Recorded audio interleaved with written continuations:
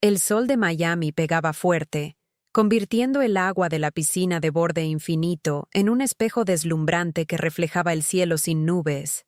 Estaba en la mansión de mi hijo, Daniel, un palacio de cristal y mármol blanco en un suburbio donde el dinero parecía brotar del suelo. El aire olía a protector solar caro y champán, mezclado con el sonido constante y pulsante de una música electrónica sin alma. A mi alrededor, cuerpos esbeltos y bronceados se movían con una confianza que yo nunca conocí. Eran los amigos de Daniel, personas cuyas risas sonaban ensayadas y cuyas sonrisas no llegaban a los ojos. Me sentía como un pájaro de otra especie, con plumas grises y gastadas en medio de una bandada de pavos reales coloridos y ruidosos, completamente desplazada e invisible en la opulencia que él tanto se enorgullecía de exhibir al mundo. Mi sencillo vestido de algodón, el mejor que tenía, parecía un harapo junto a los bikinis de diseñador y las camisas de lino que me rodeaban. Mis manos, encallecidas por 72 años de vida y décadas de trabajo con aguja e hilo, sostenían un vaso de agua con una firmeza que no sentía por dentro. Mis hombros estaban encorvados, no solo por la edad, sino por el peso invisible de ser una carga, una reliquia de un pasado pobre que mi hijo se esforzaba tanto por borrar. Observé a los invitados y me di cuenta de que nadie me veía realmente. Para ellos, yo era solo parte del mobiliario, un objeto antiguo y fuera de lugar que no combinaba con la decoración moderna y fría de aquella casa.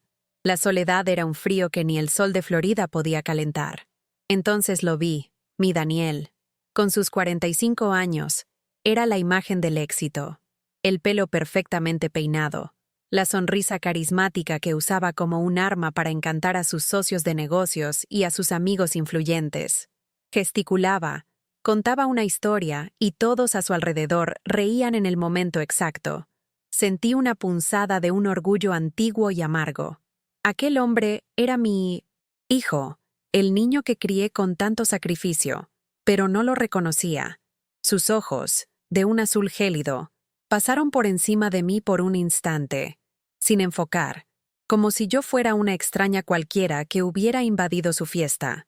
Aquella mirada era más dolorosa que cualquier palabra cruel que pudiera decirme en privado.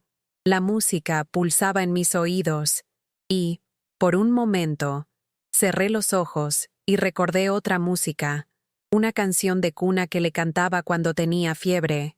Recordé el olor de su pelo de niño, la forma en que sus deditos se aferraban a los míos.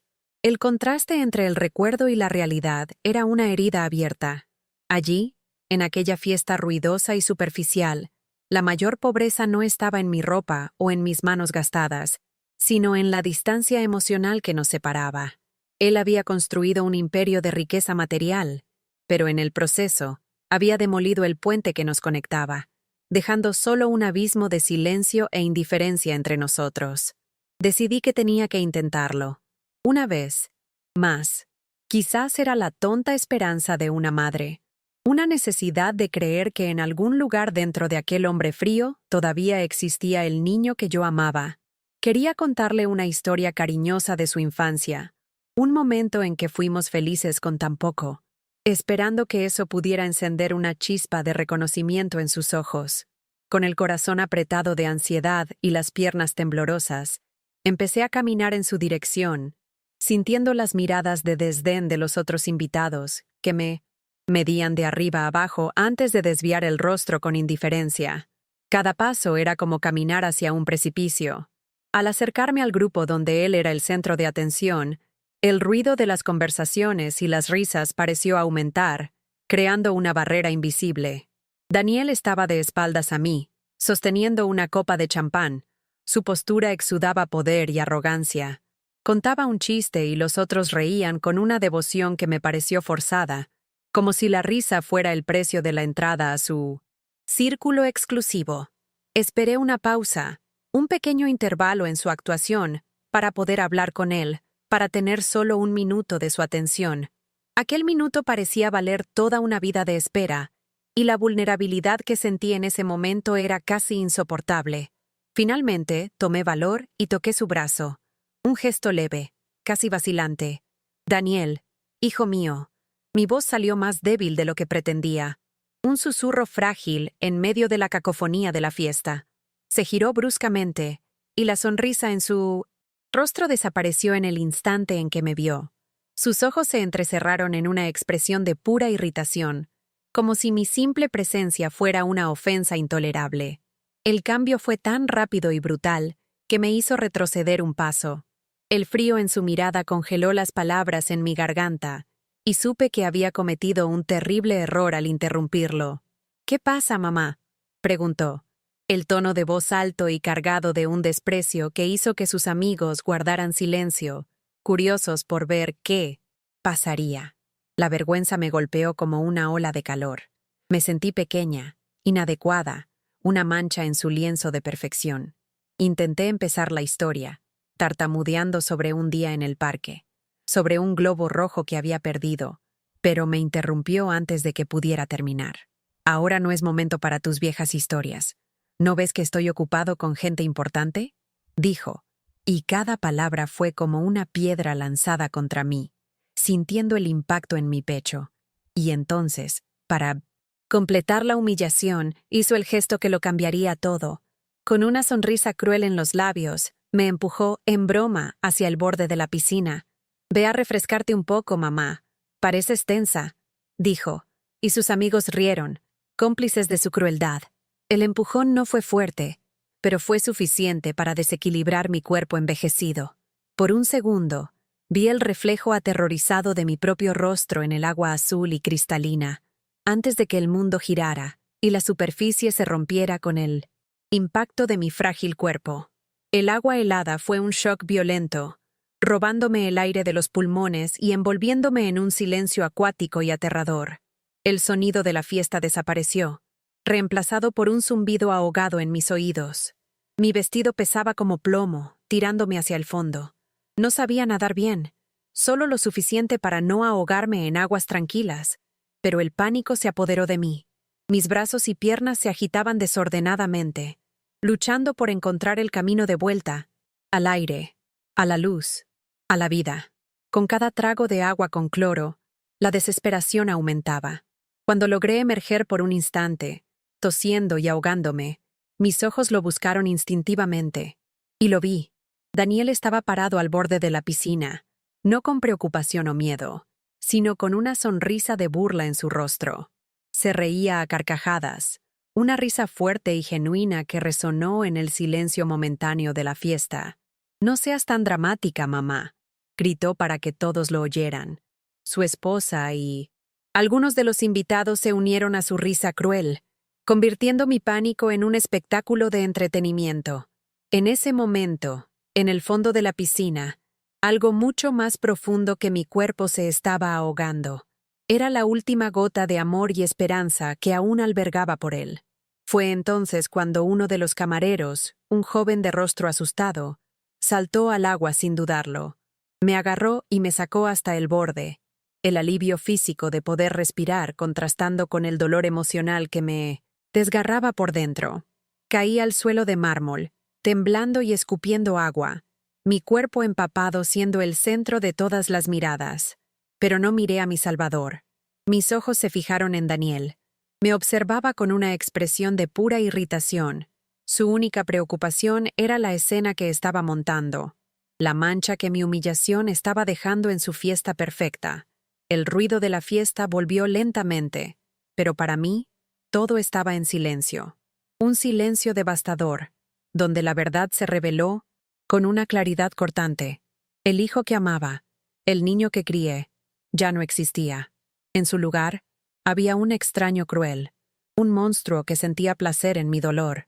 Con una fuerza que no sabía que poseía, me levanté. El agua escurría de mi vestido, formando un charco a mis pies. Ignoré los susurros, las miradas de lástima y de burla. Sin coger mi bolso, sin decir una palabra, empecé a caminar. Cada paso dejaba un rastro de agua en el suelo de mármol, un rastro que marcaba mi camino fuera de aquella casa y de aquella vida. La decisión fue tomada en el silencio de mi corazón roto. Nunca más volvería. En ese momento, entre la humillación y la desesperación, me elegí a mí misma. Elegí mi dignidad en lugar de una ilusión de familia que solo me causaba dolor. Seguí caminando, más allá de las puertas doradas de aquella mansión, sin saber a dónde iría, pero sabiendo, con una certeza absoluta, que estaba caminando hacia mi propia liberación, dejando atrás a la mujer que se permitió ser invisible durante tanto tiempo. Mi historia de dolor y renacimiento apenas comienza.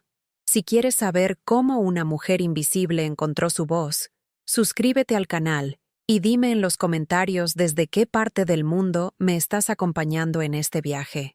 Las luces de los coches de lujo que pasaban a mi lado en la calle eran como estrellas lejanas de una galaxia a la que ya no pertenecía.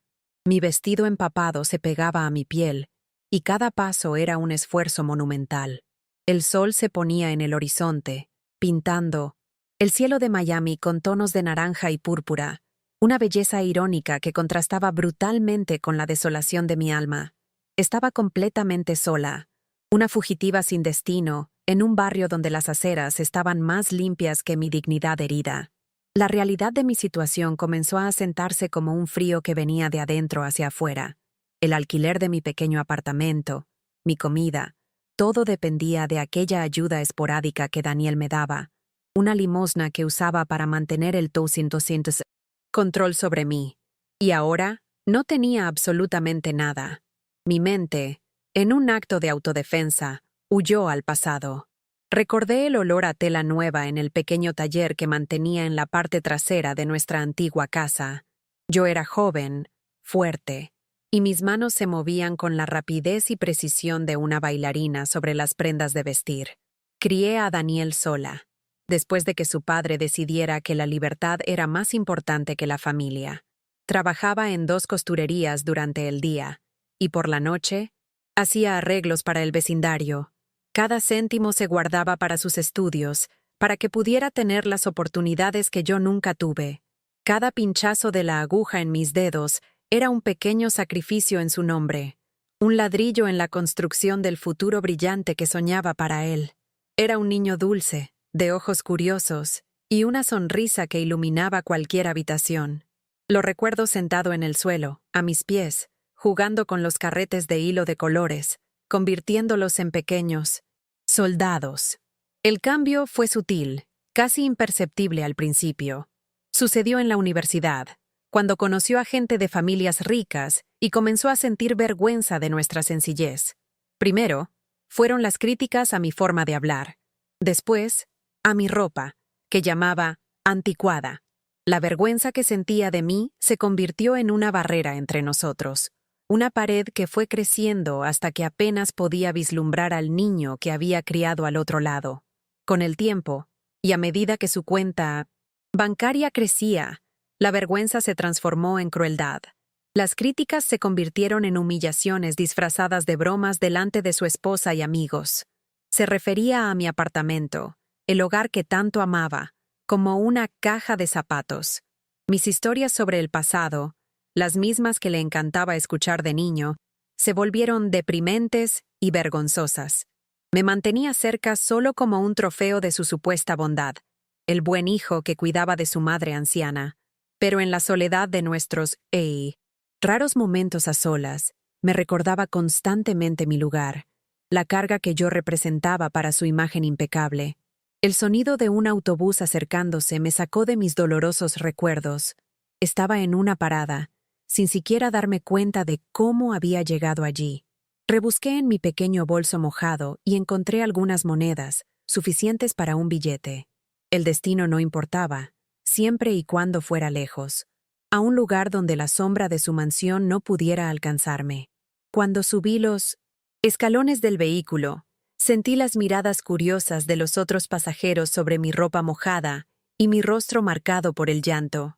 Me senté en el último asiento, encogida contra la ventana, sintiéndome como una criminal en fuga, aunque mi único delito había sido amar demasiado a la persona equivocada. El viaje en autobús fue como una transición entre 2 mundos. Los escaparates brillantes de tiendas de diseñadores y los restaurantes sofisticados de Miami Beach dieron paso a edificios más bajos, a lavanderías de barrio y a pequeños mercados latinos. Cada kilómetro recorrido era una pequeña victoria, una distancia física que, esperaba, pudiera traducirse en una distancia emocional. El miedo era un compañero constante, un nudo helado en el estómago, pero mezclado con él, había un sentimiento nuevo y extraño, una chispa de libertad. Por primera vez en muchos años, no tenía que preocuparme por agradar a Daniel, por medir mis palabras o por ocultar mis orígenes. Era solo yo, una mujer anciana, y empapada en un autobús nocturno. Pero la libertad venía acompañada de su hermana sombría, la culpa. Una voz insidiosa en mi cabeza, que sonaba aterradoramente como la de mi propia madre, me acusaba. ¿Qué clase de madre abandona a un hijo? Susurraba. Tu deber es perdonar, es soportar. Esta culpa era un veneno, cultivado por toda una vida de enseñanzas de que el amor materno debía ser incondicional, incluso frente al abuso. Me aferré al volante del asiento de enfrente, las lágrimas, corriendo silenciosamente por mi rostro, librando una batalla interna entre el instinto de autoconservación y el peso abrumador de una devoción que se había vuelto tóxica. Mi bolso comenzó a vibrar. Era mi teléfono móvil, que guardaba en una bolsita de plástico para protegerlo de la humedad. El nombre de Daniel brillaba en la pantalla. Mi corazón dio un vuelco, una mezcla de pánico y una tonta esperanza residual de que pudiera estar llamando para disculparse. Sabía que era mentira, pero una parte de mí todavía quería creer. Podía imaginar su ira, no por mi causa, sino por el trastorno que mi partida había causado en su fiesta perfecta. No estaba preocupado por mí, estaba preocupado por las apariencias, por la mancha en su reputación de hombre de familia ejemplar. Aquel nombre parpadeando en la pantalla era un recordatorio de su control. Dejé que sonara hasta que saltó el buzón de voz. Segundos después, volvió a llamar. Y otra vez. La insistencia era agresiva. Una orden, no una petición. Entonces, llegó un mensaje de texto, iluminando la pantalla oscura. Las palabras eran cortas, frías y directas. ¿Dónde diablos estás? Me estás avergonzando. Aquella frase fue la gota que colmó el vaso. Ninguna pregunta sobre mi bienestar, ninguna señal de remordimiento. Solo la acusación, la preocupación egoísta por su propia imagen. Con los dedos temblorosos, mantuve presionado el botón de apagar hasta que la pantalla se oscureció por completo. El silencio que siguió fue el sonido de mi liberación final de aquella correa invisible. Me bajé del autobús en un barrio que apenas reconocía, guiada solo por un vago recuerdo.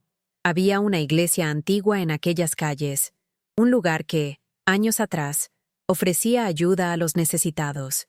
La encontré, pero sus grandes puertas de madera estaban cerradas.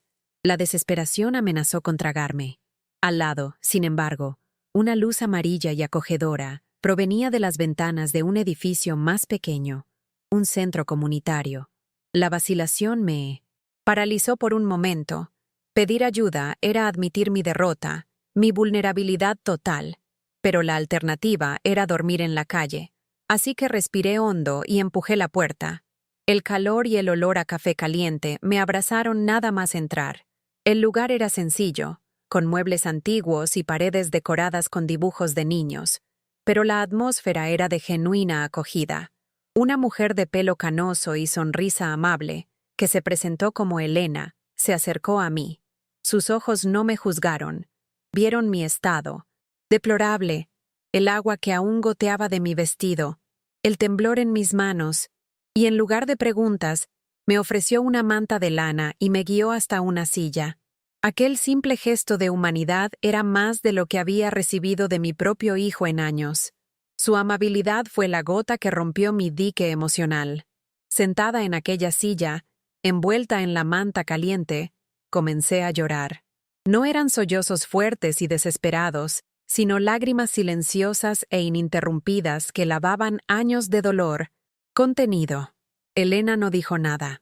Solo se sentó a mi lado, poniendo una mano reconfortante en mi hombro, ofreciendo la presencia silenciosa y solidaria de quien entiende que, a veces, lo único que se puede hacer por alguien es ser testigo de su dolor sin juzgar. En aquel pequeño centro comunitario, Una completa extraña me hizo sentir más segura y acogida de lo que jamás me sentí en la lujosa mansión de mi hijo. Poco a poco, entre lágrimas y sorbos de café, comencé a contar mi historia. Las palabras salían a trompicones, fragmentos de una vida de sacrificio y de un dolor reciente y abrumador. Elena escuchaba con una paciencia infinita, su rostro expresando la empatía de quien ya ha conocido el sufrimiento. No me ofreció soluciones fáciles ni falsas promesas. Solo me dijo que podía pasar la noche allí, en una pequeña habitación en la parte trasera que guardaban para casos de emergencia. La gratitud que sentí fue tan intensa que me dejó sin palabras. Aquella noche, en una cama sencilla pero segura, dormí por primera vez en mucho tiempo sin el miedo de lo que Daniel haría o diría a continuación. Al día siguiente, la guerra de Daniel contra mí comenzó. Usando el teléfono de Elena, llamé a mi sobrina, la única pariente con la que aún mantenía algún contacto. Su voz era diferente, distante. Me contó que Daniel había llamado a toda la familia, difundiendo la historia de que yo estaba mentalmente inestable, que sufría de demencia senil y que había tenido un brote psicótico en su fiesta. Estaba destruyendo metódicamente mi credibilidad, pintándome como una anciana loca para que nadie creyera mi versión de los hechos. No solo me estaba abandonando, estaba intentando borrarme. La siguiente arma que usó fue el dinero. Cuando fui a un cajero automático para comprobar mi saldo, esperando encontrar la pequeña cantidad que depositaba cada mes, mi corazón se heló. El saldo era de apenas unos $. Había cortado por completo mi única fuente de ingresos. Era una estrategia cruel y calculada. Me dejaría sin techo y sin comida, creyendo que la desesperación me obligaría a volver, implorando su perdón. Quería romperme, humillarme de una forma que me dejara completamente dependiente de él, demostrándose a sí mismo y al mundo que él tenía el control. El veneno que Daniel esparció contaminó rápidamente a mi familia. Las palabras de mi sobrina al teléfono confirmaron mi peor temor. «Tía, Daniel está tan preocupado por ti», dijo, con una falsa compasión en su voz. «Quizás deberías volver a casa, aceptar su ayuda. Quiere ingresarte en una residencia de ancianos muy buena». Habían creído en la fachada de hijo dedicado. Para el mundo, él era el empresario exitoso, el pilar de la comunidad. Mi verdad, la verdad de una costurera jubilada y sin recursos, no tenía la menor oportunidad contra la narrativa poderosa que su dinero podía comprar. La amenaza final llegó unos días después, en un sobre oficial. Una orden de desalojo. Tenía 30 días para pagar los 3 meses de alquiler atrasado que Daniel deliberadamente no pagó, o me echarían a la calle.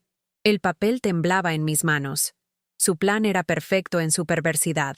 Me quitaría a mi familia, mi dinero y, finalmente, el techo sobre mi cabeza. El miedo era una presencia física, una garra fría apretando mi pecho, sofocándome.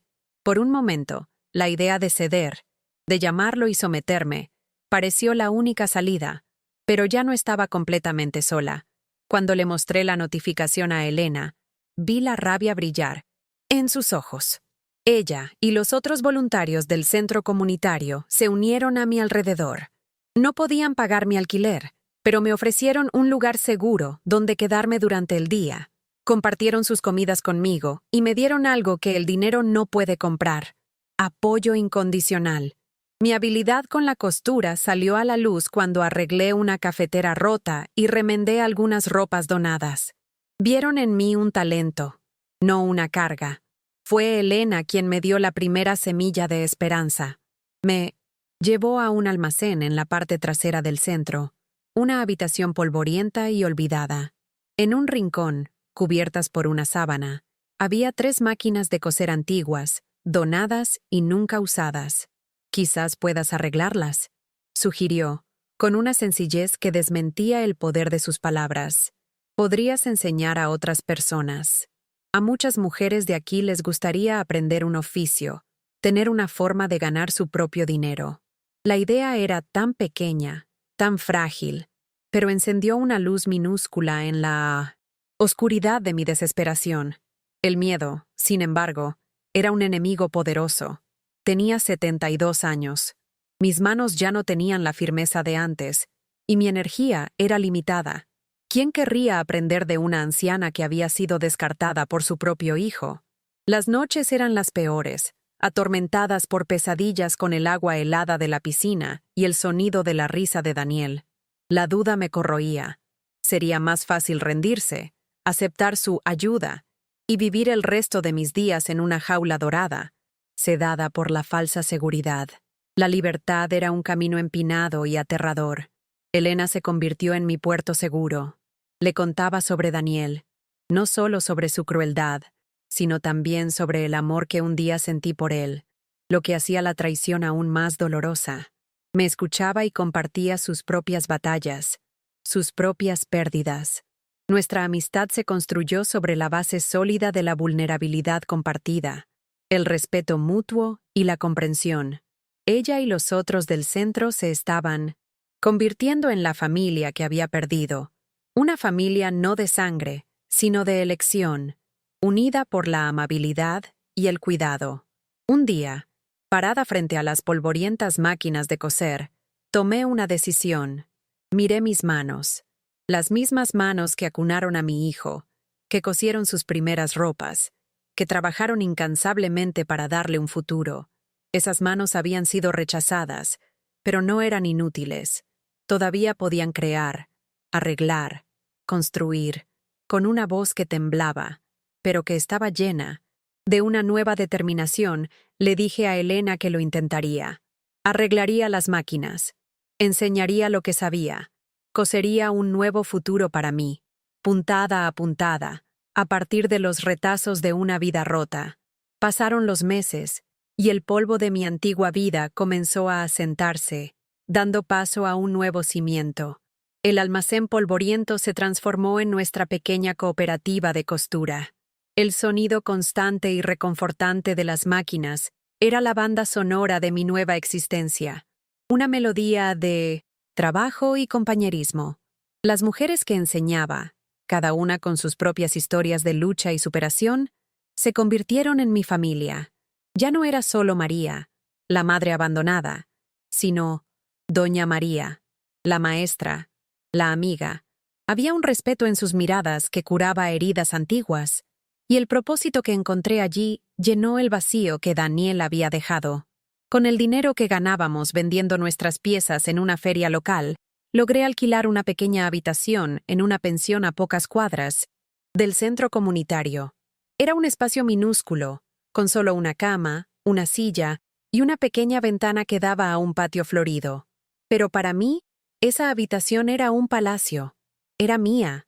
La sensación de cerrar la puerta por la noche, sabiendo que ese espacio era fruto de mi propio esfuerzo, era una forma de riqueza que nunca había conocido. La independencia tenía un sabor dulce, y la paz que sentía al recostar la cabeza en la almohada era el mayor lujo de todos.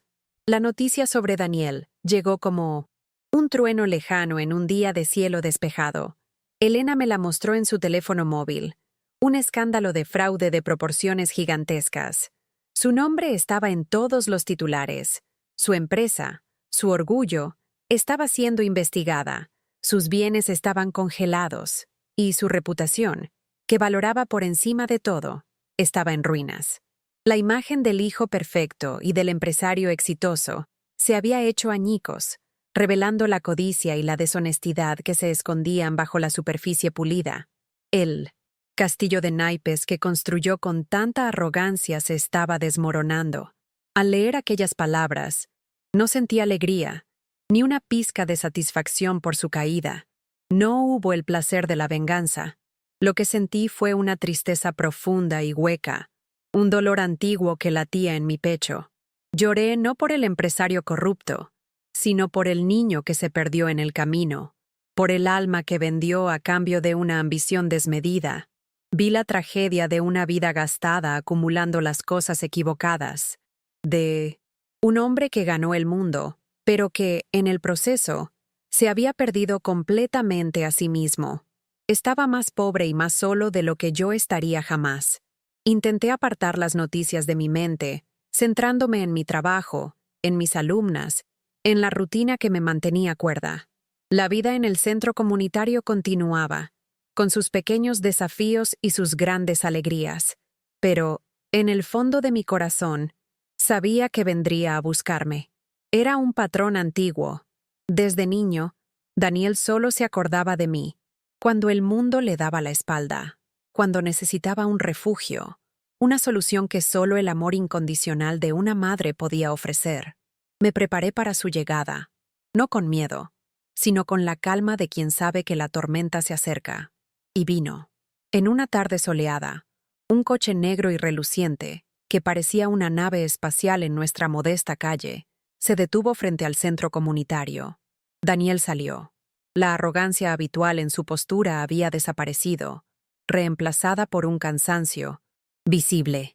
El traje caro estaba arrugado, y había una sombra de desesperación en sus ojos que ni siquiera las gafas de sol podían ocultar. Miró nuestro sencillo edificio con un desprecio mal disimulado, el rey exiliado visitando el territorio de los campesinos. Cuando entró en nuestro taller, el sonido de las máquinas de coser y de las conversaciones animadas cesó abruptamente.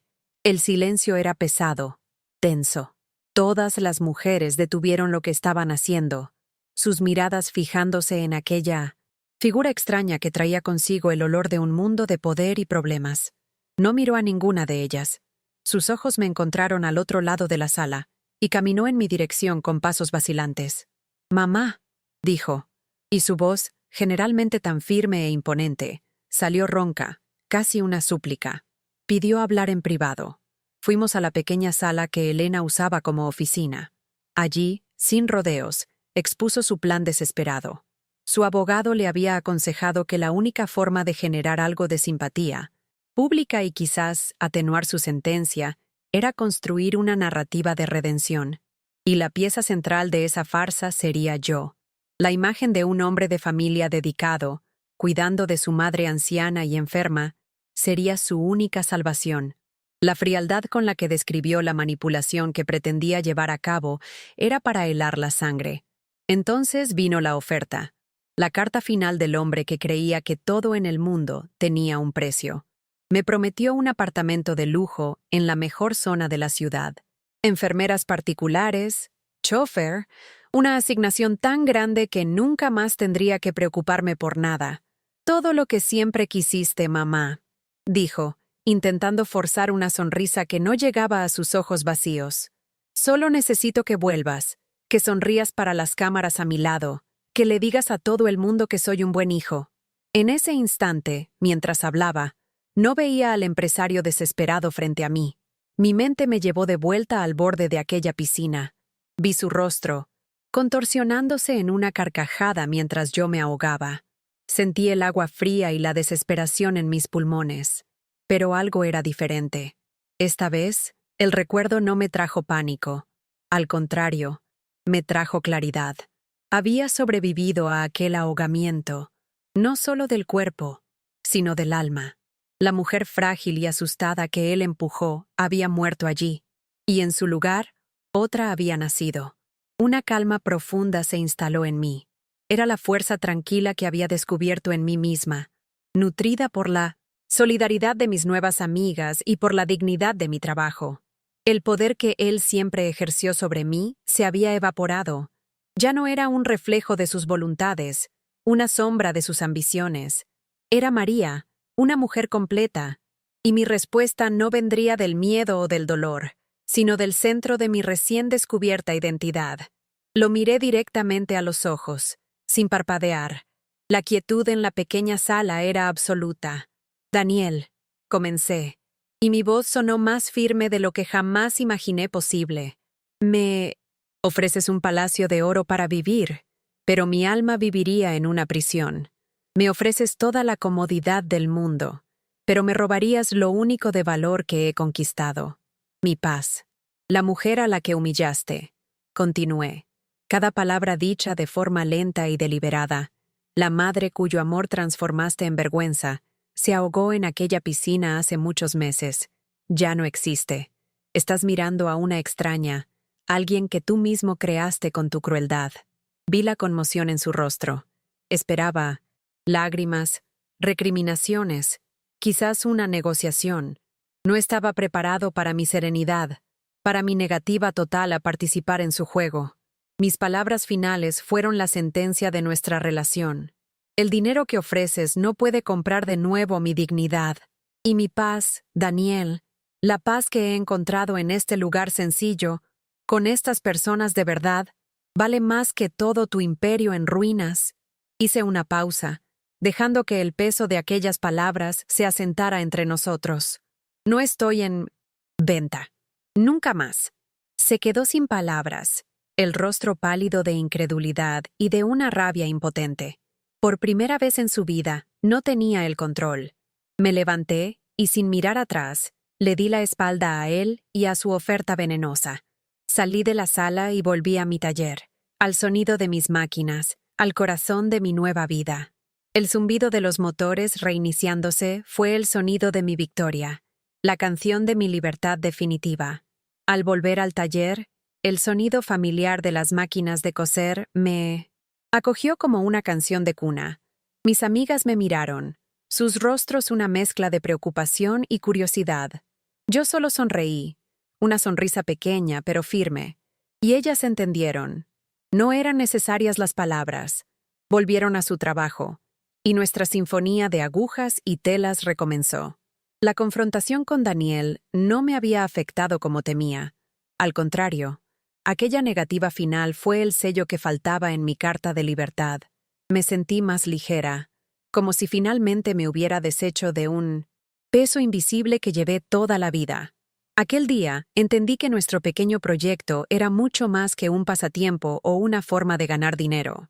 Era un refugio, un lugar donde mujeres que, como yo, fueron consideradas invisibles por la sociedad, podían reencontrarse. La costura era la herramienta, pero nuestra verdadera obra era reconstruir la autoestima, tejiendo lazos de amistad y solidaridad. Decidí que dedicaría el resto de mis días a fortalecer aquel espacio, para que ninguna otra mujer se sintiera tan sola y desechable como me sentí yo un día. Nuestra historia comenzó a difundirse por la comunidad. La dedicación de Elena en divulgar nuestro trabajo nos consiguió una pequeña donación de una fundación local que apoyaba iniciativas de empoderamiento femenino. Con el dinero, compramos 2 máquinas de coser más y materiales de mejor calidad. Bautizamos nuestra cooperativa como Hilos de Dignidad. Comenzamos a ofrecer clases no solo de corte y confección, sino también de cómo calcular precios y administrar el dinero. Estábamos enseñando más que un oficio. Estábamos enseñando independencia. Poco a poco, el taller se transformó en un hogar. Celebrábamos los cumpleaños con pasteles sencillos y cantábamos «Feliz cumpleaños», desafinadamente. Llorábamos juntas las tristezas y celebrábamos cada pequeña victoria como si fuera un título mundial. La soledad que antes me atormentaba fue reemplazada por una red de afecto y cuidado genuino. Allí, entre retales de tela y carretes de hilo, encontré a la verdadera familia, una que no estaba unida por la sangre, sino por la elección de apoyarse mutuamente, pasara lo que pasara.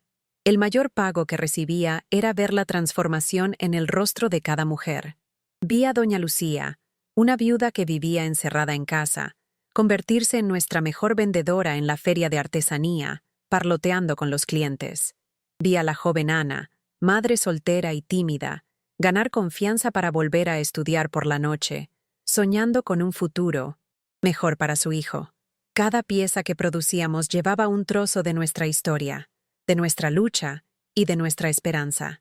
Estábamos cosiendo no solo ropa, sino también futuros. Mi propia transformación era visible para quien quisiera ver. La postura encorvada dio paso a hombros erguidos.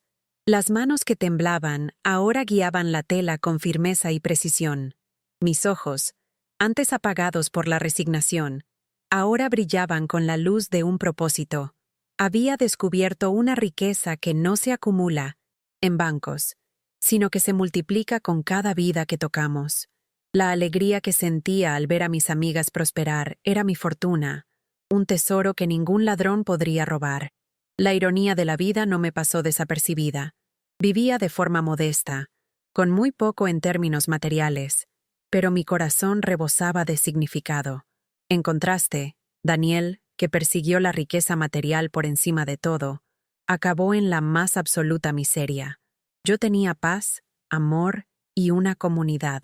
Él solo tenía el eco de sus malas decisiones en una celda de prisión. La vida, a su manera, nos dio exactamente aquello que más valoramos. Yo valoré a las personas. Él valoró el dinero. Las noticias de su condena llegaron, y las recibí con serenidad.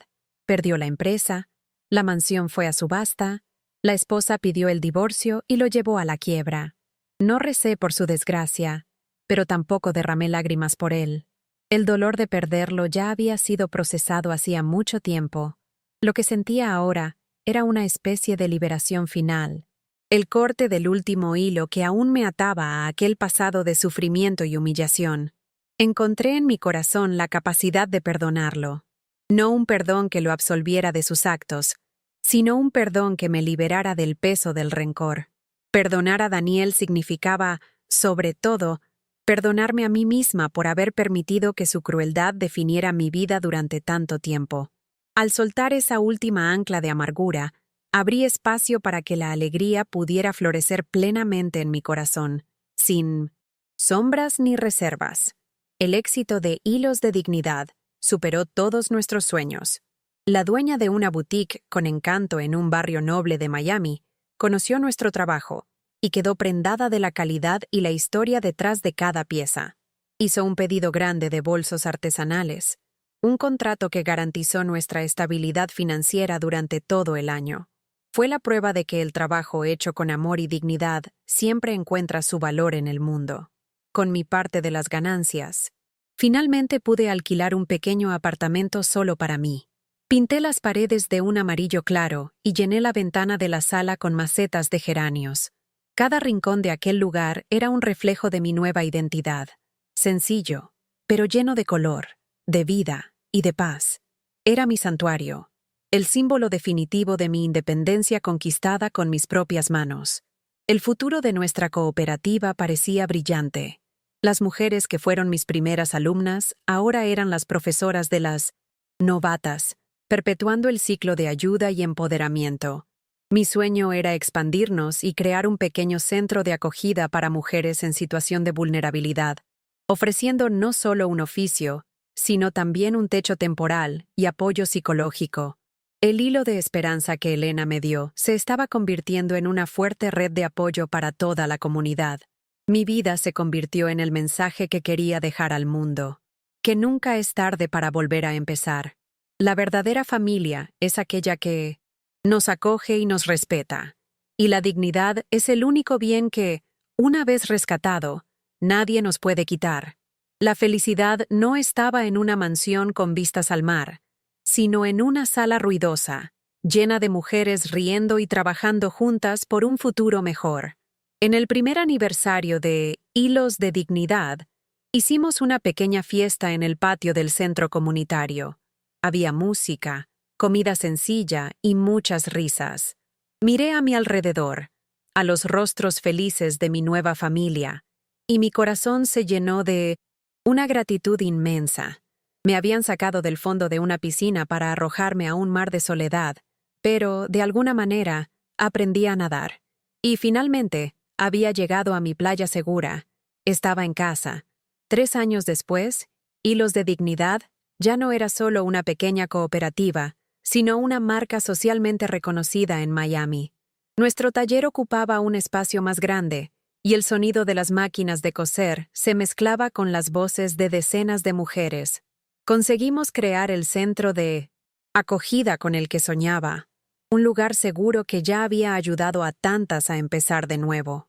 Yo, ahora con 75 años, ya no cosía tanto, pero actuaba como la matriarca de aquel lugar, ofreciendo consejos, abrazos y el ejemplo de mi propia historia. Una tarde, mientras tomaba un café en el patio, vi a un hombre parado al otro lado de la calle, observando nuestro edificio. Estaba más delgado, envejecido, con la ropa gastada de quien ha conocido tiempos difíciles. Era Daniel, liberado de la prisión. Observó durante un largo tiempo a las mujeres que entraban y salían, riendo, cargando a sus hijos. Me vio, rodeada de cariño, y en sus ojos, por primera vez, no vi arrogancia ni rabia, sino un vacío profundo. Vio la verdadera riqueza que él había destruido y de la que nunca más podría formar parte. Se dio la vuelta y se fue. Una sombra solitaria en una calle llena de vida. ¿Han hecho algún gesto de bondad que cambió una vida? Dejen un corazoncito si creen que el amor es más poderoso que cualquier riqueza. Suscríbanse para más historias de segundas oportunidades. Comenten, el amor no tiene precio, si ustedes también creen en la bondad humana.